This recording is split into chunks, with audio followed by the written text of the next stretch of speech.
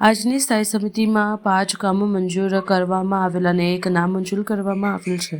વડોદરા મહાનગરપાલિકાની સ્થાયી સમિતિની બેઠક પાલિકા ખાતે મળી હતી, જેમાં 6 કામોની દરખાસ્ત મૂકવામાં આવી હતી, જેમાં ચર્ચાને અંતે 5 કામો મંજૂર કરીને 1 કામને નામંજૂર કરવામાં આવ્યું છે.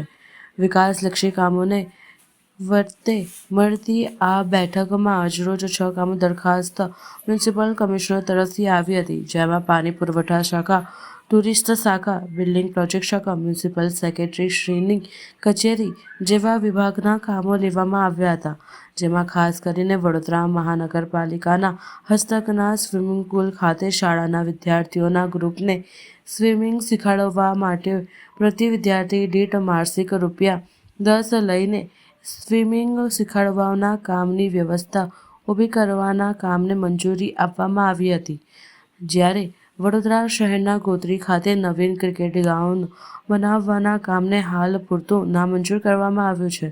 વધુ માહિતી સ્થાયી સમિતિના અધ્યક્ષ ડૉ. શીતલ મિસ્ત્રીએ આપી હતી. આજની સ્થાયી સમિતિમાં ટોટલ 6 દરખાસ્ત હતી, જેમાંથી 1 નામંજૂર કરવામાં આવી છે, બાકીની દરખાસ્તો મંજૂર કરવામાં આવી છે.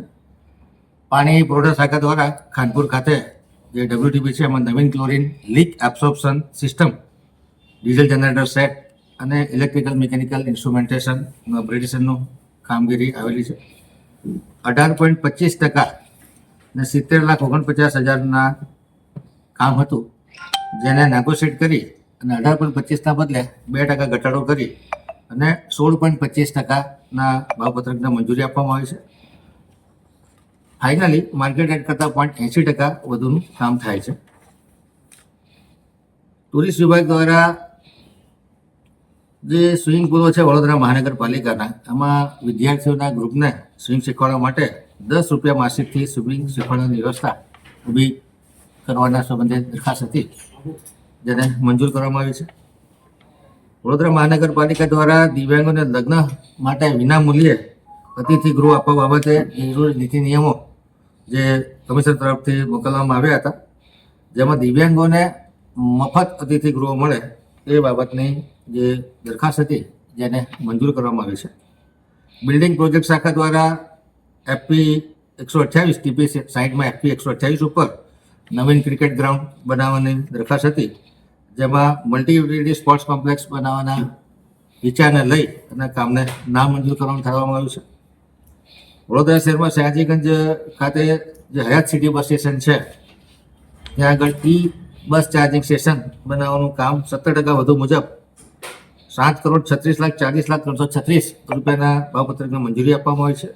આ કામગીરી અંતર્ગત workshop shed, underground tank, electrical room, RCC road અને બસો રહેવા માટેનો ડેકોરેટિવ શેડ બનાવવામાં આવશે.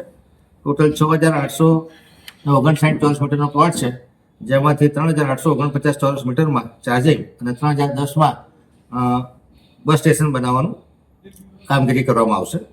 14 બસોનું ચાર્જિંગ એક સાથે થઈ શકશે અને સાથે 26 બસોનું પાર્કિંગ એટલે ટોટલ 40 બસની કેપેસિટી ઊભી કરવામાં આવશે.